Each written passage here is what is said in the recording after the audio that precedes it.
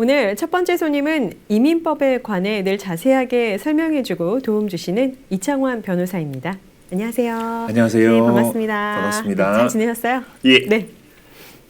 안녕하세요. 이창환입니다. 2025년 새해가 시작됐습니다.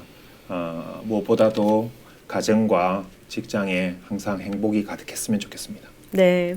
트럼프 2기 출범 후에 엄격한 이민 정책이 지금 이슈가 되고 있습니다. 트럼프 대통령의 이민 주요 정책 변화 및 단속 현황은 어떤가요?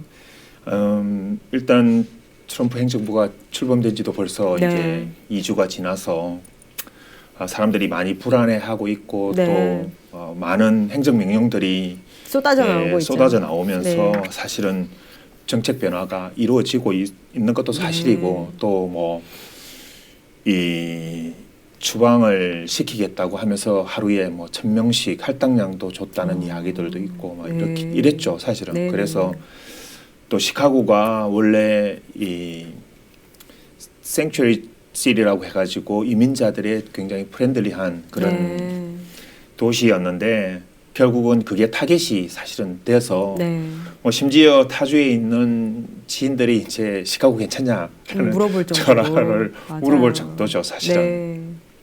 그렇기는 하지만은 사실 뭐 당장 어떤 액션이 바로 취해질 수 있는 것도 아니고 사실은 뭐 우리가 1기 때 어느 정도 학습이 된 부분도 사실은 없잖아 있는 거고 트럼프 자신도 이제 행정 명령으로 할 수 있는데 한계가 있다라는 걸 알기 때문에 일단 초반은 좀 전시적인 게 아닐까 보여주기 위한 라는 생각을 한번 해봅니다. 네. 사회적 경제적 영향 및 현황은 어떤가요? 이제 사람들이 불안해하니까 그쵸. 결국은 뭐 신분이 없는 사람들이 이제 집에만 있거나 아니면은 아예 그냥 뭐 그냥 무입국했던 남미의 멕시코 사람들이나 남미에 있는 히스패닉들은 그냥 나갔다가 뭐 한 3, 4년 있다가 트럼프 거의 끝날 때쯤 오겠다 이런 그런 분위기도 있어요. 예, 그렇죠. 이제 그걸 뭐 트럼프 행정부에서 노리는 것일 수도 있죠. 왜냐하면 뭐 추방을 잡아서 디테인션 시켰다가 또 강제 추방을 하게 되면은 결국은 비용이 많이 발생을 하니까 자발적으로 좀 그런 것도 있지 않을까라는 사람들이 일단은 불안해하는 건 사실이니까요. 그래서 이제 뭐 집에만 있다든지 또 뭐 심지어 뭐 이 멕시칸들이나 많은 이 수리미 비자들을 쓸 수밖에 없는 그런 고용 시장도 있잖아요. 맞습니다. 그런데 같은 경우에는 결국은 이제 사라진 그러니까 나오지 않는 그런 사람들 때문에 사실은 타격이 큰 경제적으로 파장이 있을 것 같아요. 예. 그래서 이제 사실 그 최근에 트럼프 행정부에서 이제 구금 시설 디텐션 센터가 부족하다 보니까 아주 악명 높았던 관타나무 그 수용 시설을 뭐 이렇게 쓰겠다라는 그런 발표도 했었고 사실은 뭐 심지어 이제 트럼프 1기 말쯤에 있었던 이제 이 난민과 망명 신청자들을 미국 내에서 걸러서 선정을 하는 게 아니라 아예 들어오지 못하게 하고 이제 멕시코에서 하겠다라는 것도 있었었거든요. 심사를.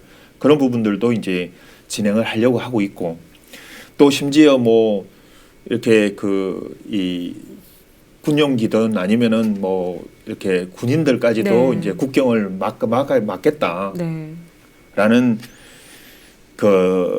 것들을 진행을 사실은 하고 있기 때문에 사람들이 불안해할 수밖에 없죠. 들어오려고 했던 사람들은 일단은 어떻게 될지 모르니까 주춤하게 되는 거고 안에 있던 사람들은 결국은 내가 뭐 모든 지금까지의 터전들을 이룰 수 있겠다라는 불안감 때문에 결국은 어느 정도 행정부에서 원하는 방향이 달성되지 않았을까.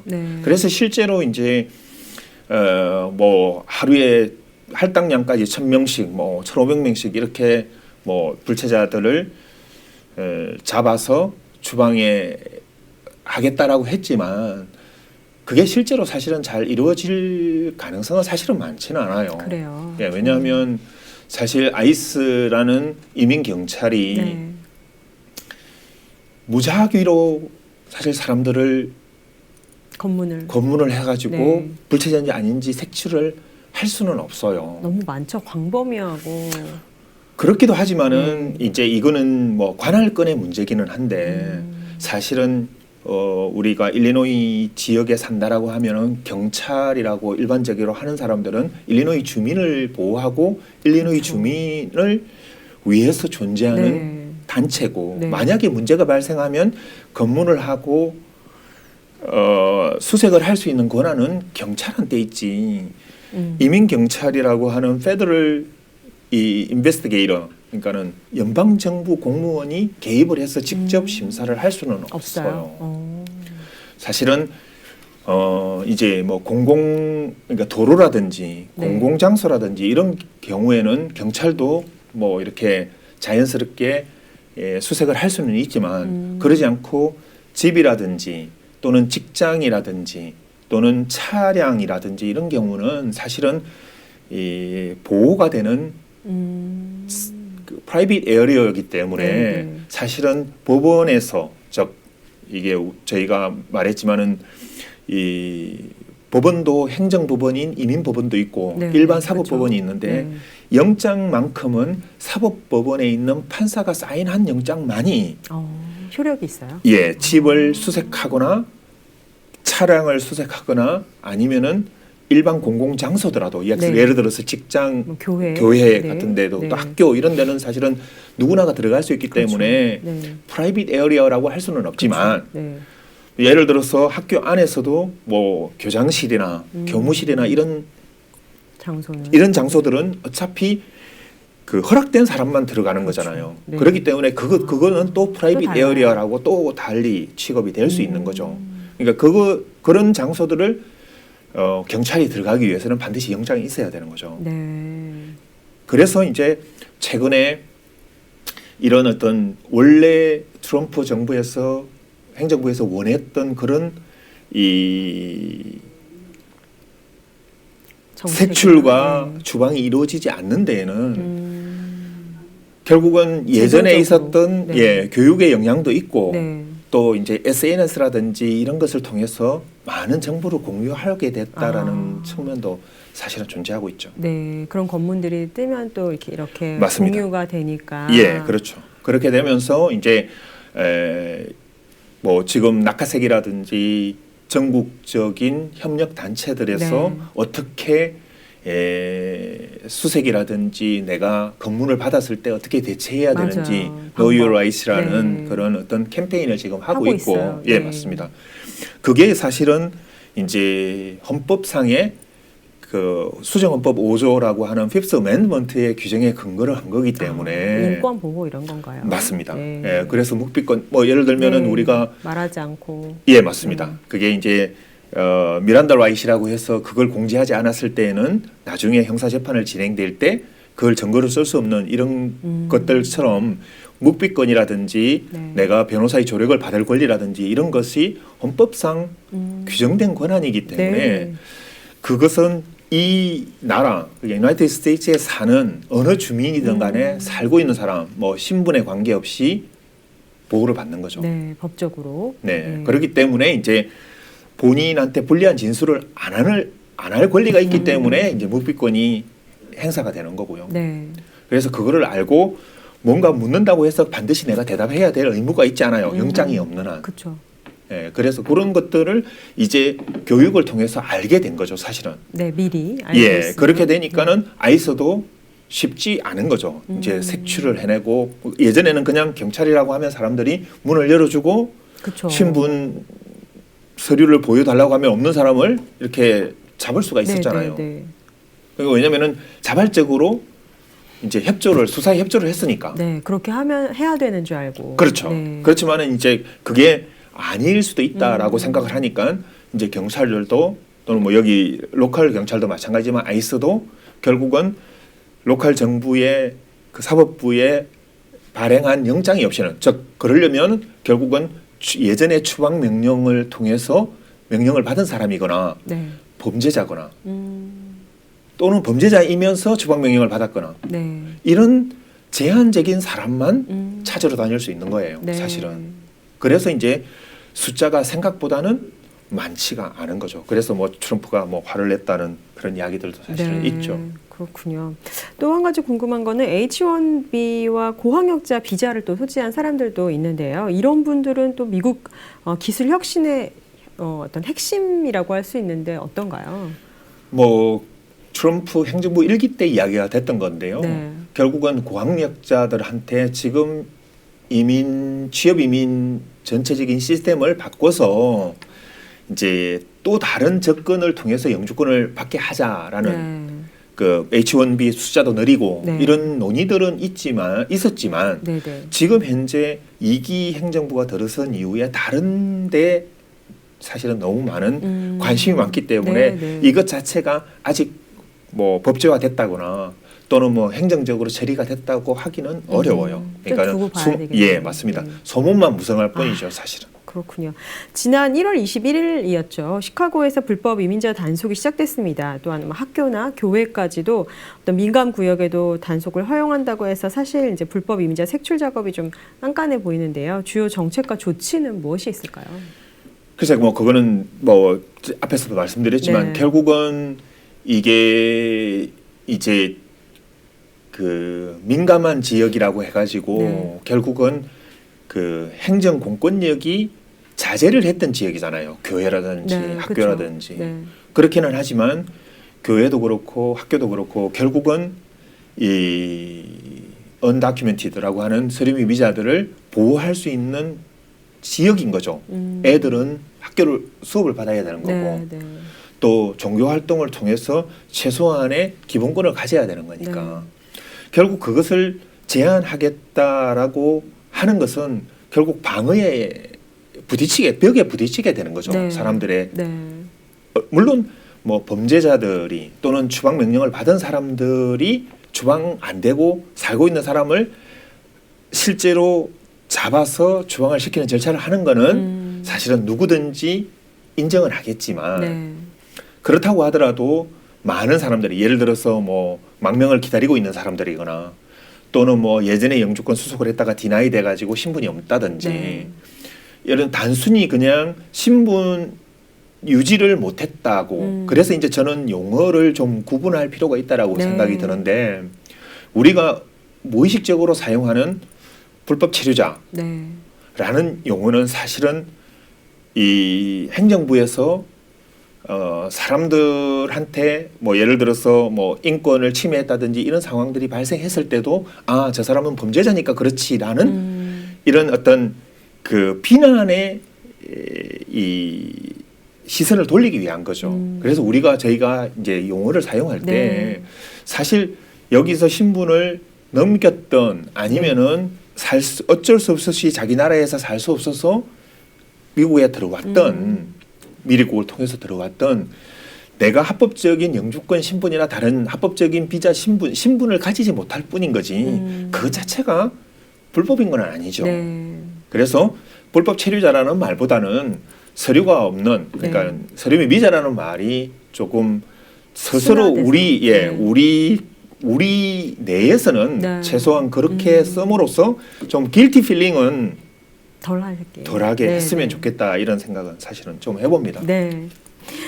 미국 출생 시민권 제한 행정 명령도 발표됐습니다. 네. 자세한 설명 좀 부탁드립니다. 예, 이게 사실은 뭐 제가 이 방송을 할 때도부터 몇 번씩 사실은 말씀드렸고 계속 이제 뭐 원정 출산이라든지 네, 뭐 기타 네, 그런 맞아요. 문제 때문에 네. 뭐 이야기가 되고 있었는데 사실은 이 트럼프 행정부에서 원하는 게 뭔지는 모르겠지만 결국은 이것도 그냥 한 번쯤 찔러보는 것 하실 수밖에 없어요. 왜냐하면 그때도 제가 이제 설명은 드렸지만 정확한 법 규정을 오늘 이제 말씀드리면 네. 이게 14th Amendment라고 수정헌법 제14조에 네. 1항에 All person born or naturalized in U.S. are citizen of U.S.라고 딱 규정이 되어 있어요. 즉 미국에서 태어났거나 아니면은 귀화를 한 모든 사람은 그러니까 뭐 그거는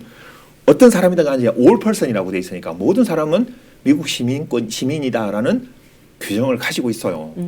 그렇기 때문에 행정명령으로 이 헌법을 뒤엎을 수는 없어요. 네. 헌법이 다시 수정되지 않고는 네. 미국에서 태어난 사람, 즉 부모의 신분에 관계없이 미국에서 태어난 사람은 미국 시민권을 가집니다. 네. 그래서 그 행정명령이 나오자마자 바로 워싱턴 주에서 결국은 법원에 이것을 금지하는 가처분 신청을 한 거죠. 이런 어떤 리글 챌린지, 그러니까 법적인 법원에서 이게 받아들여질 거라는 것을 알면서도 네. 본인은 사실 모르겠어요. 주변에 그 리글 어드바이저들이 사실은 많이 있을 텐데 모르지 않지만 결국 행정부에서 할 수 있는 권한이라는 게 자체가 본인도 그걸 알고 있는 거예요. 네. 그냥 일단 사람들한테 이제 뭐 예를 들어서 원장 출산처럼 잠깐 왔던 사람들 또는 뭐 미입국 해가지고 부모가 아무 신분이 없는 사람들이 네. 미국에서 자녀를 낳게 되면 시민권 안 줄 수도 있다라는 엄포용인 거죠, 사실은. 네. 실제로 그것이 실행될 가능성은 없다고 봅니다. 저는. 네, 그렇게 하기 위해서는 헌법 자체가 맞습니다. 수정이 있어야 되니까 쉽게 예. 바로 바뀔 수는 네, 없는 네. 거고요. 행정부에서 할 수 있는 권한이 아닌 거죠, 네. 사실은. 물론 이제 의회가 예를 들어서 상하원도 다 지금 이제 공화당이 네. 있으니까 예를 들어서 뭐 헌법을 수정하겠다. 바꿨다든지 네. 뭐 그렇게는 하지만 사실 이 14th Amendment라는 이 수정 헌법은 이미 뭐 1800년대에 만들어진 1800년대에 만들어진 거고 사실은 이것을 수정하기 위한 법적인 절차는 훨씬 까다로워요. 그래서 그리고 또 이거는 사실 초창기 헌법자들이 만들어 놓은 거기 때문에 네. 이것을 수정하는 것에 대한 거부감은 사실은 굉장히 크다고 할 수 있는 거죠. 그렇군요. 그럼 트럼프 대통령의 이민 정책의 향후 전망 어떻게 보시나요? 일단은 한 100일 정도, 취임 네. 후 100일 정도를 한번 지켜보기는 해야 되겠죠. 과연 본인이 진짜 공약했던 대로 다 할 수 있는 건지, 네. 또 뭐 행정명령이라는 걸 특히 이제 뭐 예전 일기 행정부 때 강화시켰던 뭐 영주권 심사를 강화하는, 예를 들면은 뭐 퍼블릭 차지에 관련되는 공공 보조에 관련되는 범위를 확대시킨다든지, 아니면 뭐 모든 취업이든 모든 인터뷰를 통해서 영주권을 준다든지, 네. 또는 뭐 하여튼 그런 어떤 행정부의 권한 내에서 영주권 심사를 강화시킬 수 있는 절차 조치들은 나오겠죠. 지금 당장은 아니겠지만. 네. 그렇죠. 그렇지만은 그런 부분들이 결국은 길지 않다라는 거죠. 언제쯤 그게 나올지는 모르겠지만 일단은 처음 이제 앞으로 100일 정도, 그러니까는 뭐 한 4월 말 정도까지 한번 지켜보면 과연 어떤 식으로 이게 얼마만큼 이민자들한테 적재적인 정책들이 살아남을 수 있는지. 네. 물론 지금 딱 취임하는 순간에 행정명령 뭐 엄청 많이 발효시켰지만 네.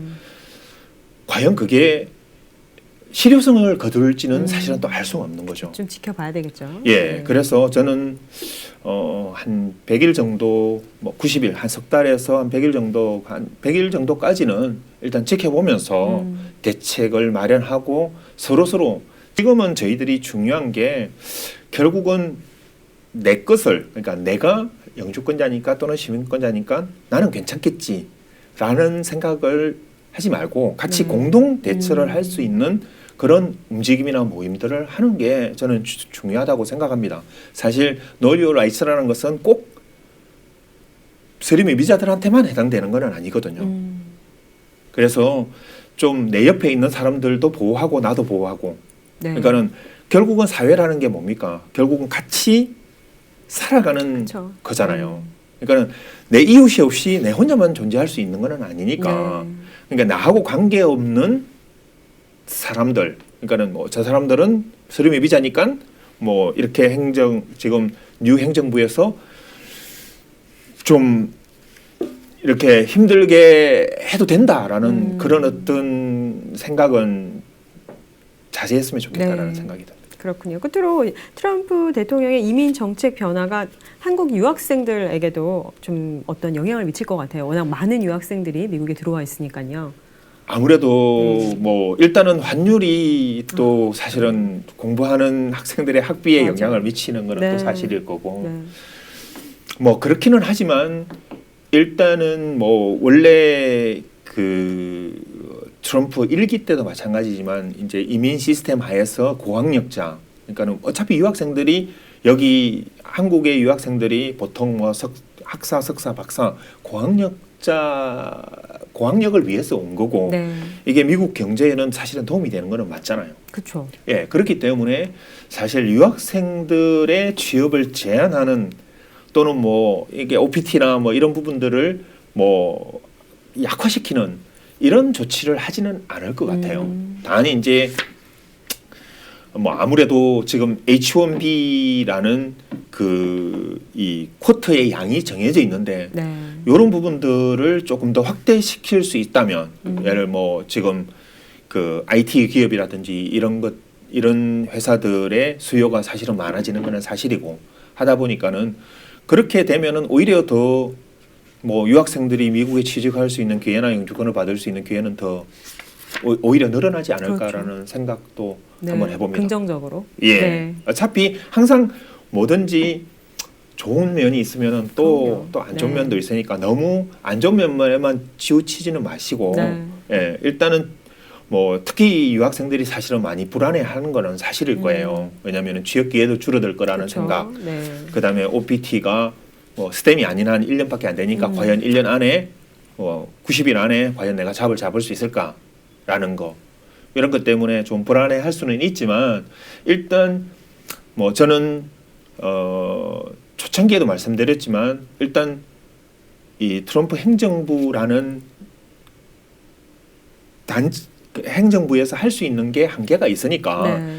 일단은 지금까지 미국의 이민 시스템 자체가 잘 작동해 왔다라는 걸 믿고 그대로 그냥 진행하시는 한에서는 그냥 그대로 진행하시고 네. 만약에 어쩔 수 없이 서류 미비자가 되었다면 그것을 해결할 수 있는 방법을 전문가와의 상담을 통해서 찾아보는 게 좋지 네. 않을까. 그다음에 너무 당황하지 말고 일단 뭐 Know Your Rights 트레이닝에서 나와 있지만 항상 도움의 손길은 어디든 있다라는 거죠. 네. 핫라인들도 있고 하니까 도움을 청하고 또 저희 이 한인 커뮤니티 내에서도 서로 도움의 손길을 외면하지 않았으면 한다라는 그런 생각을 해봅니다. 네. 알겠습니다. 오늘도 알찬 정보 고맙습니다. 감사합니다. 네. 이창환 변호사. 영주권, 시민권 신청, 비이민 비자, 이민 소송. 이민법에 대한 명쾌한 분석과 해답. 20년 넘게 쌓은 노하우와 전문적 지식. 이창환 변호사. 847-375-9620 2454 댐서 스트리트 310호 데스플랜스에 위치합니다.